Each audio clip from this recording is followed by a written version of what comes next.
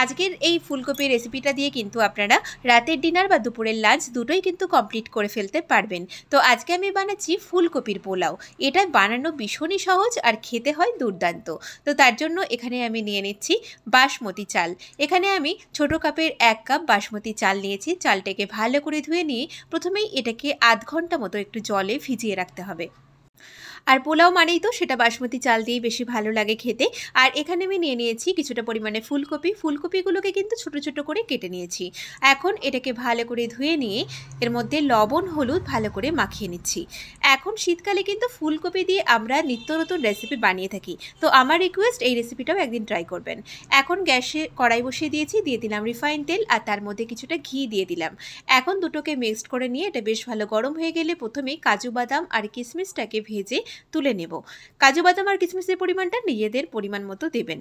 তো এখন এটাকে তুলে নিয়ে দিয়ে দিয়েছি একটা মিডিয়াম সাইজের আলুগুলোকে ছোট ছোট টুকরো করে কেটে নিয়েছি আর এটাকে লবণ হলুদ দিয়ে এটাকে ঢাকা দিয়ে বাদামি রং করে ভেজে নিচ্ছি।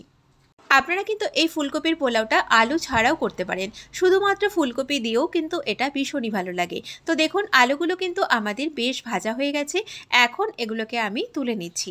আর এই যে বাদবাকি তেলটা রয়েছে এটাতেই কিন্তু আমাদের ফুলকপিগুলো ভাজা হয়ে যাবে।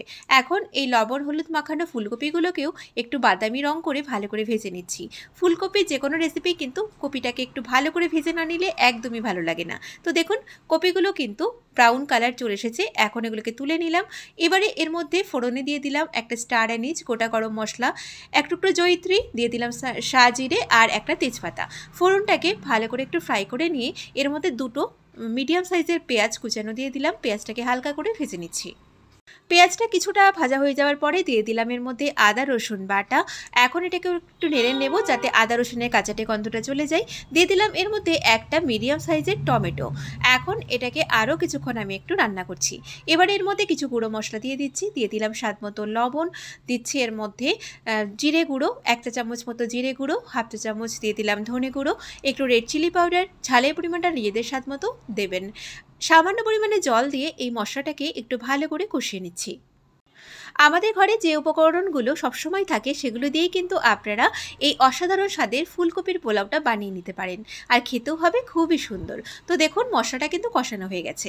এবারে এর মধ্যে আমি কিছুটা পরিমাণে একটু মটরশুঁটি দিয়ে দিলাম। আপনাদের হাতের কাছে যদি এটা না থাকে আপনারা কিন্তু এটা নাও দিতে পারেন। এবারে এর মধ্যে এই ভেজে রাখা আলু আর ফুলকপিটাকে দিয়ে একটু মশলার সাথে ভালো করে কষিয়ে নিচ্ছি। আপনি যদি আমার চ্যানেলে নতুন হয়ে থাকেন তাহলে অবশ্যই নিত্য নতুন রেসিপি পাওয়ার জন্য চ্যানেলটিকে সাবস্ক্রাইব করে দেবেন। এবারে আমি এই জল ঝরিয়ে রাখা চালটা দিয়ে দিলাম। চালটাকে এখন বেশ কিছুক্ষণ একটু মশলার সাথে ভালো করে একটু কষিয়ে নিচ্ছি। এটাকে কিন্তু একটু হালকা হাতে নাড়বেন, না হলে কিন্তু চালগুলো ভেঙে যেতে পারে। তো এখন দেখুন এটাকে মোটামুটি একটু হালকা ফ্রাই হয়ে গেছে। এবারে এর মধ্যে আমি পরিমাণ মতো জল দিয়ে দেবো। যেহেতু এর মধ্যে আমি 1 কাপ চাল নিয়েছি তার ডাবল জল দেব। পোলাওয়ের জলের পরিমাণটা কিন্তু একটু সঠিক পরিমাণে না দিলে পোলাওটা ঝরঝরে হয় না। এবারে এর মধ্যে দিয়ে দিলাম হাফ চামচ মতো গরম মশলা পাউডার, দিয়ে দিলাম 4টে চেরা কাঁচা লঙ্কা। ভেজে রাখা কাজু আর কিশমিশটাকে দিয়ে এখন এটাকে প্রায় 5 থেকে 6 মিনিটের জন্য মিডিয়াম ফ্লেমে ফুটতে দিচ্ছি। তো দেখুন কিছুক্ষণ পরে আমাদের জলটা কিন্তু অনেকটাই বেশ শুকিয়ে এসেছে।